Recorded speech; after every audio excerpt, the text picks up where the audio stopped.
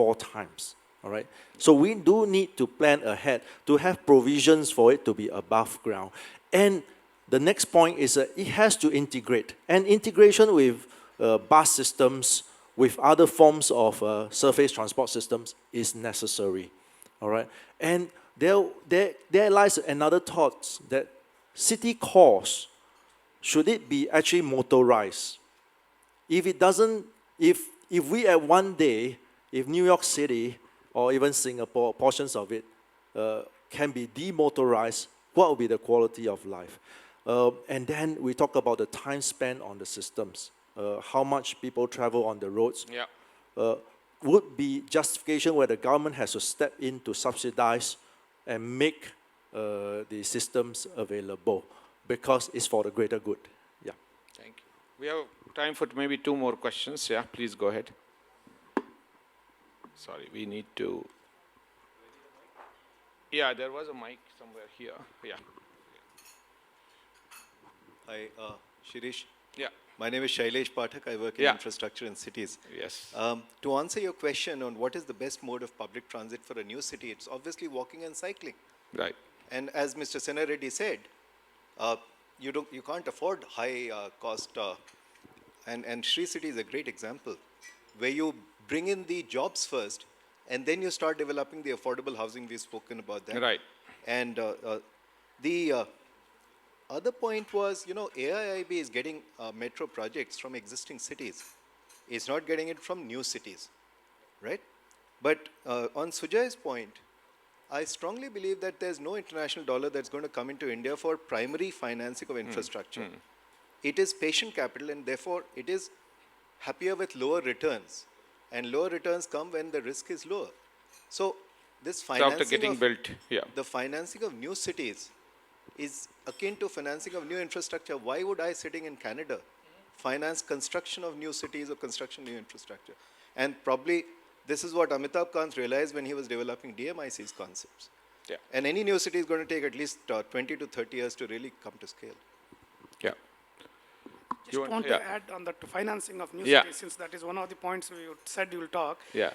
There is no money for new cities. I think we have to be clear that you said patient capital. It is a feel-good capital in my view, because when there was a euphoria in India, I'm talking of Lehman Brothers 2008, our investors didn't know what is involved. We didn't know what is involved. We invested our capital, they invested. Today, when we didn't have land, we didn't have customers, we were able to raise private equity. Today, we have everything. I don't think we get even 100 rupees into the capital, because it may be guaranteed, but returns are very, very long term. And it is not... so you don't believe external funding? I tell people, I don't, not in our lifetime we'll see the money. I don't know if this was a 5-minute mark or the final mark. I'm taking it 5 minutes to go mark. Yeah, okay, thank you. Yeah. I'll just add to that, and I basically fundamentally agree with both the points. But there's one opportunity I think that we have today, which is when investors look at the global scenario from a macro standpoint, India is shining bright. And it is clear that if we continue on a path of 7-8% growth, hopefully it continues to increase, we are going to become a major player. We are already a major player in many sectors, but we're going to become a major player in every sector almost. And investors will want to have allocation, and this is what, we have some colleagues here from the Canadian pension funds, for example. They always look at the allocation of the assets, and the allocation of the assets to India will have to increase.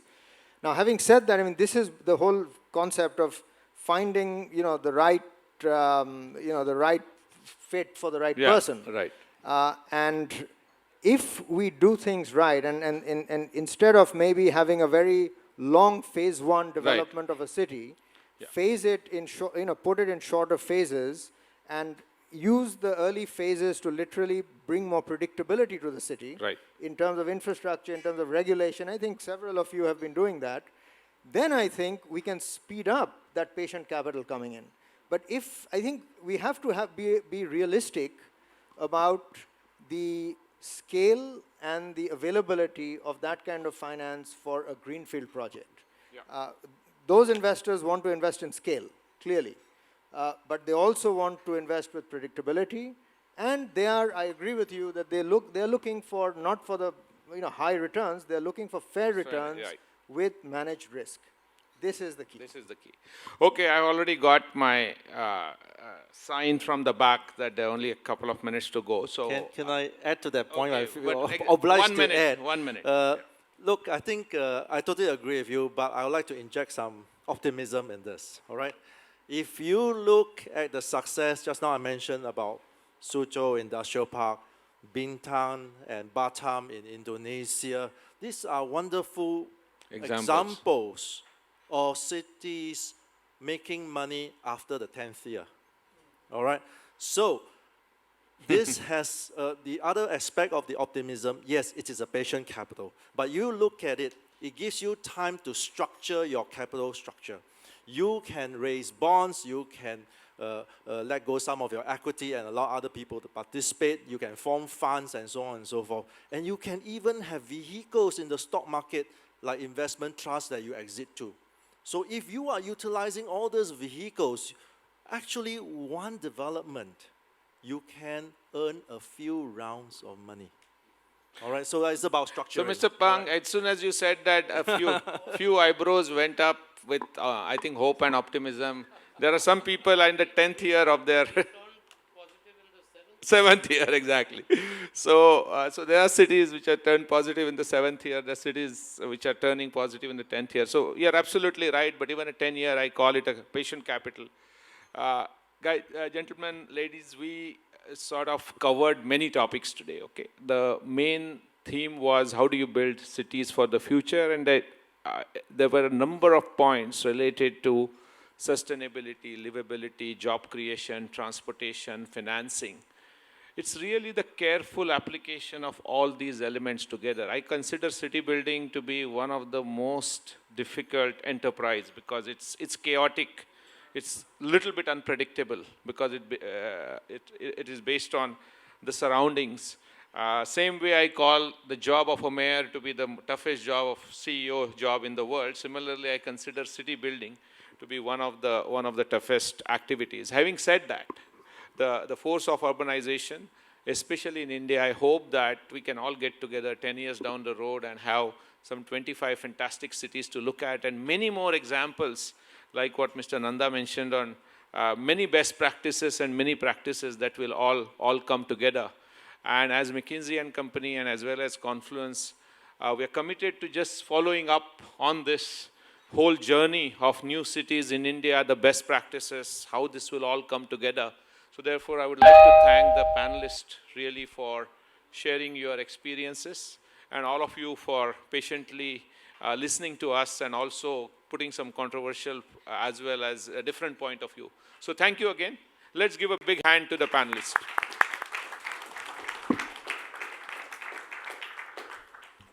I would request the panelists to remain seated for a few more minutes. There are a couple of questions that have come from our social media followers. The first one is for...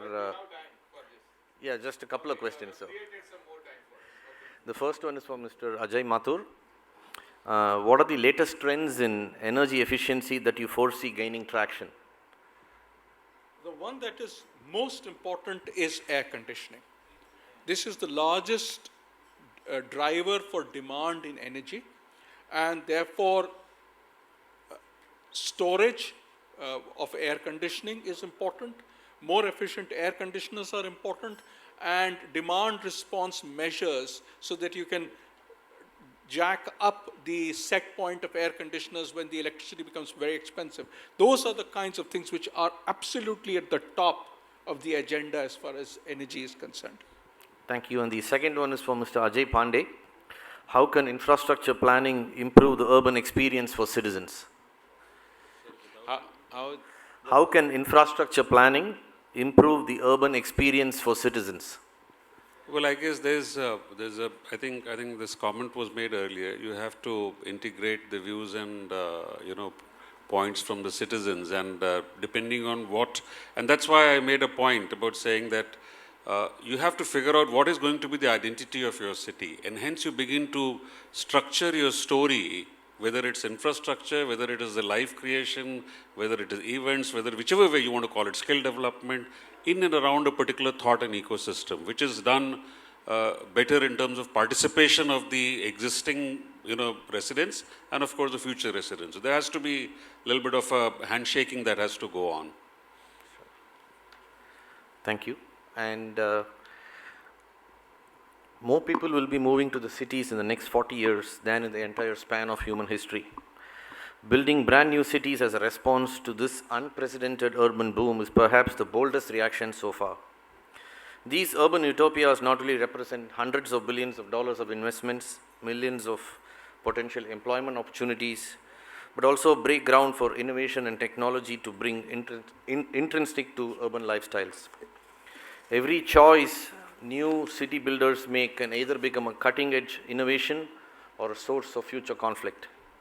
Despite common challenges, each city is unique, like we heard from all of you, and needs to adjust priorities and set targets according to its own local context. If city science teaches us anything, it's that no two cities are the same. So, new city builders have a blank sheet and centuries worth of natural urban experiments to help shape tomorrow. Some new cities will succeed while others may stumble. I think you were talking about a success rate of 30%. We hope that the ideas presented here will provide insights and help new city builders define their priorities to achieve their bold vision. I now call upon Ms. Sangeeta Prasad, Chief Executive Officer, Integrated Cities and Industrial Clusters Business, Mahindra Lifespace Developers Limited, to present mementos to as a token of appreciation to our distinguished panelists. Sangeeta.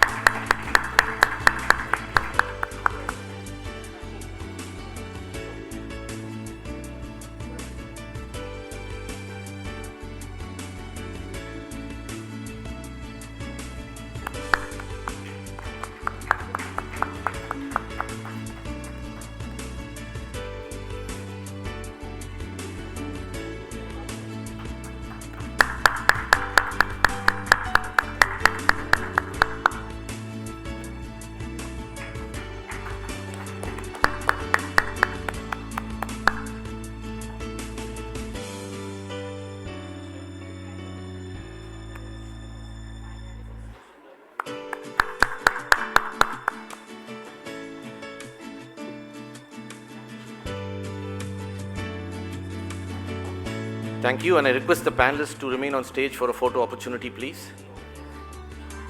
May I also request Mr. Arun Nanda and Ms. Anita Arjundas, MD and CEO, Mahindra Lifespace Developers, to join on stage for the photo opportunity, please.